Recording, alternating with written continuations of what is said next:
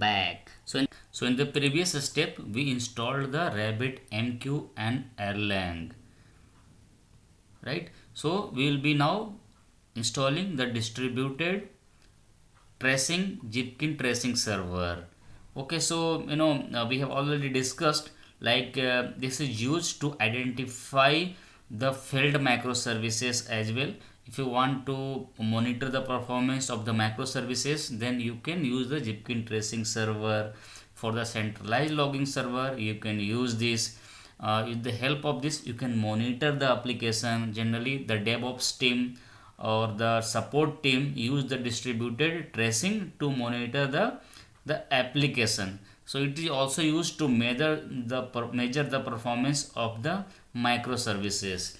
So in this section, we will be implementing the Jenkins server for the distributed tracing, right?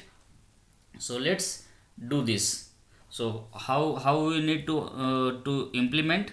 Okay, so first, sorry, let's, yeah, so first we'll have to install the Jenkins server, right? So in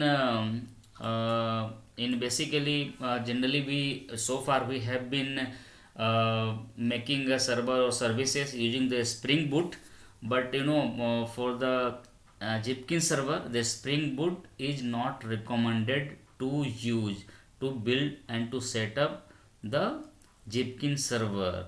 Why? Because it's not supported.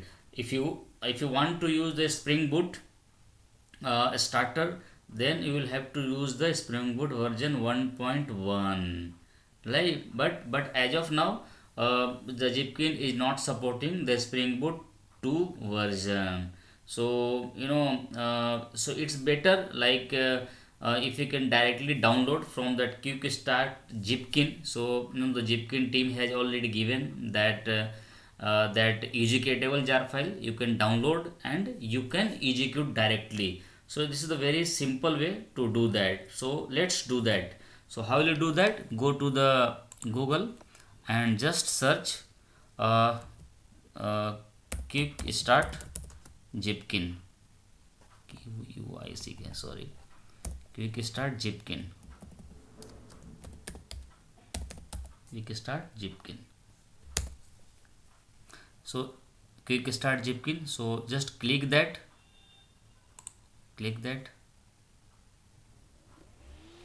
So here, from the two way, you can take that the Jenkins, and you can run that executable file. So we will go using the Java. So like in my machine I am using the Java 8 version. So if you have a version greater than equal to the Java 8 version, then you can use this, right? So how will you do this? Is to this, if you read this, if you have a Java 8 or higher installed, the quickest way to get started is to fetch the latest release. So click this. If you click this, the server will started downloaded. So this Jenkins server are getting downloaded 2.22.2 version. So let it download, and just we need to run this. Okay, since this is the executable jar file, we can run directly. So let it download. Yeah, so it has got downloaded here. Go there, show in the folder. Okay, and if you want to keep in a separate location, right click this and cut this and paste into some other location. Let me paste in some my software folder. Paste it, copy this path, Control C, go to the DOS prompt. Okay, and it's under the which drive? E drive. So go to the E drive, insert. So if you see here, this is the place where I have put this Jenkins server, right? So first what we have to execute this, right? So if you execute this, how you can execute? Java hyphen jar, and just copy this and insert, right? So only executing this, your server will get started, right? Then press enter. So Jenkins server 2.22.2, this is the executable jar file we are executing. Yeah, So now it's getting started. Yeah. So how you'll come to know this has got started or not? Go to the browser and check. So this the default of the Jenkins server is run on the port 9411. So type http localhost colon 9411/Jenkins.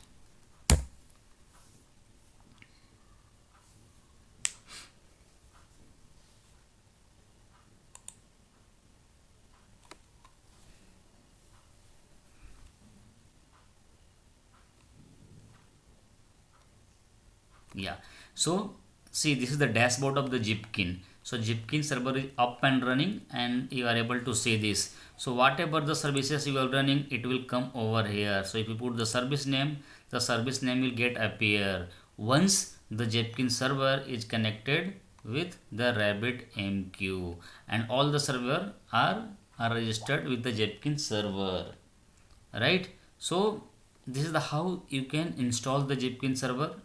You are just get downloading the jar file of the Jenkins, and you are just executing. So now go to here. So how now the Jenkins server is connect to the RabbitMQ. So just control C, terminate this, and I will let you know how you can know this. Yeah. So now you have a RabbitMQ also. So for this you will have to run the RabbitMQ in the background. Okay, for this Jenkins server, how you can do this? Set rabbit underscore URI is equal to AMQP colon local host, right?